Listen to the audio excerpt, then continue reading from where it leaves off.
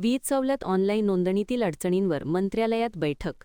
30 एप्रिलपूर्वी नोंदणी करण्याचे आवाहन.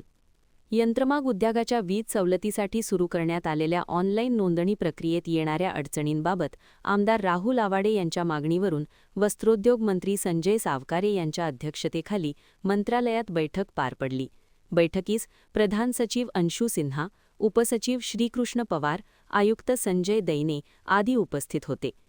दी इचलकरंजी पॉवरलूम असोसिएशनने फॉर्म भरताना येणाऱ्या तांत्रिक त्रुटी, नाव बदल, पत्त्यातील तफावत, वीज बिलांची अट, SSI व उद्यम प्रमाणपत्र तसेच एकापेक्षा अधिक युनिटसाठी स्वतंत्र मोबाईल ईमेलची अट याबाबत मुद्दे मांडले.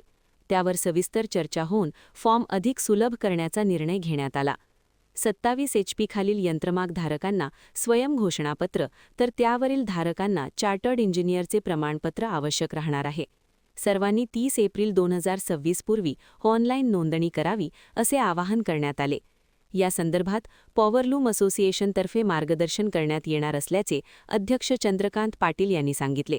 महान कार्य न्यूजसाठी सुभाष भस्मे, इचलकरंजी.